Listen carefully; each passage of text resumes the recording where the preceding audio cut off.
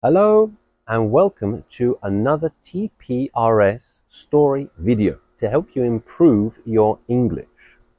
This is the first B1 video, so I will be speaking a little bit faster and using more advanced words, but I will still speak very clearly and sometimes give 2 or 3 synonyms for the same word to make sure you understand.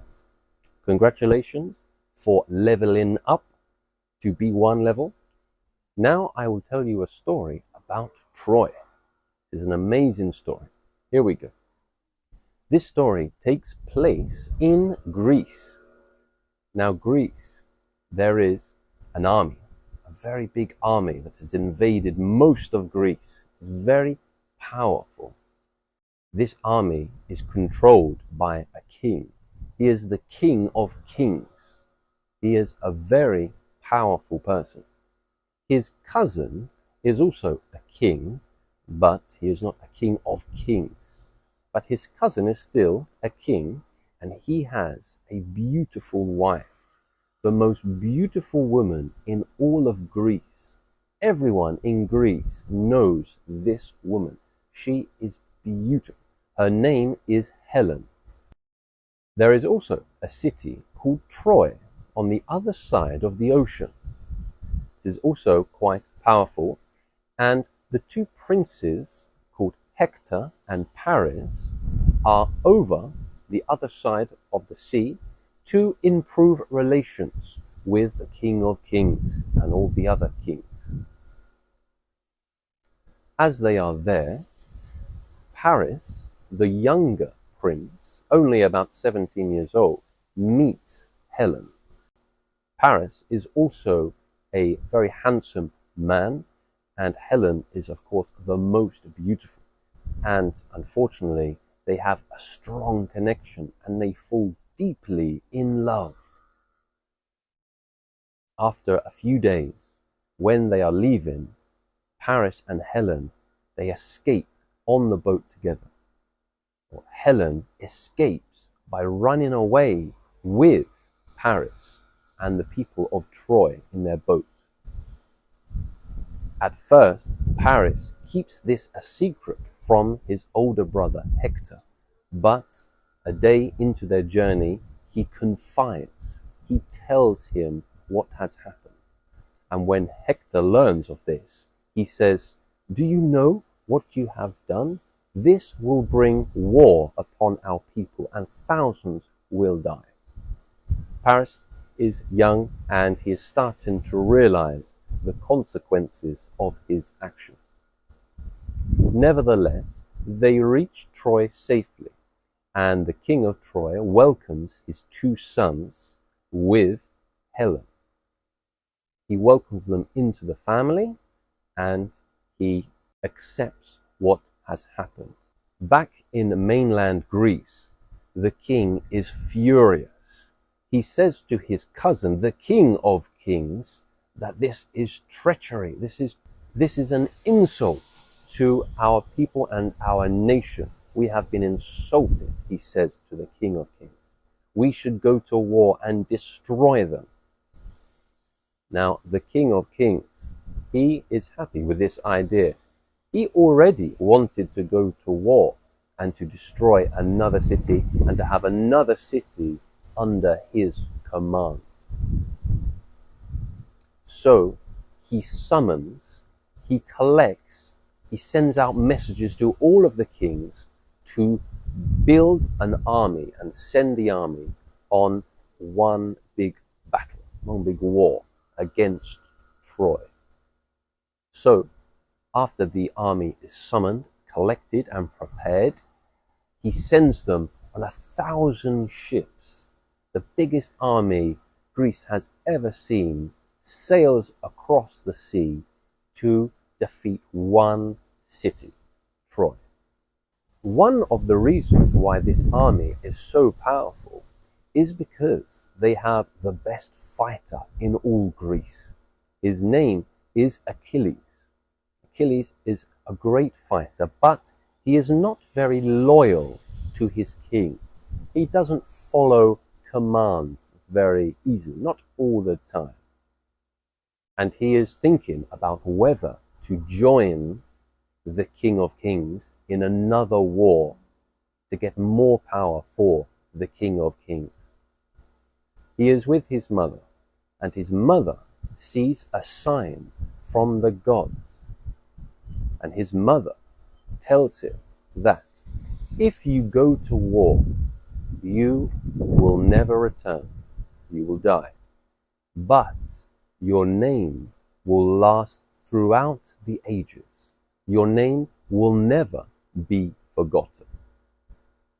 If you stay, you will meet a lovely girl, a nice girl, you will have a lovely family, you will be very happy, you'll die an old man, but your name won't be remembered by the people of Greece. So, being a proud man as he is, he goes to war. When the army gets to Troy, they realize that it is quite hard to invade the city. They have high walls and are well protected, and their army is led by a great fighter called Hector, the Prince of Troy. To try to settle this issue peacefully, Prince Paris and the king, whose wife had been stolen, decide to fight, and the winner keeps Helen, and no one else should be sacrificed in war. They fight, but Paris is young and not as strong as the king. But just before he is going to be killed, Hector kills the king and saves his brother. This, of course, is not fair, and so the king prepares the army for war. Achilles is not fighting. He is not following the commands of his king. But his cousin is there, and his cousin adores Achilles. He loves Achilles. He looks up to him with admiration. One day, his cousin takes Achilles' armor, his sword, his everything, and he pretends to be Achilles. The army are very motivated, very keen to fight with Achilles. So they follow him into battle. And Hector, the Prince of Troy, he comes out and he defends his city. And they fight. Achilles and Hector fight, but it's not Achilles, it's his cousin. And Hector kills his cousin. This enrages Achilles. So Achilles wants revenge. He wants to kill Hector. So he goes out and he calls for Hector. He shouts at the top of his lungs, Hector! Until Hector comes down to fight. It was a great battle.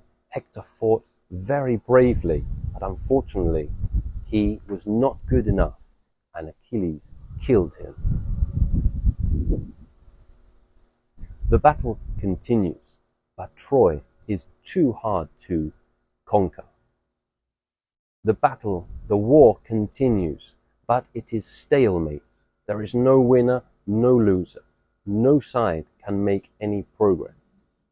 Until one day, where the people of Troy look out and see that the army had gone.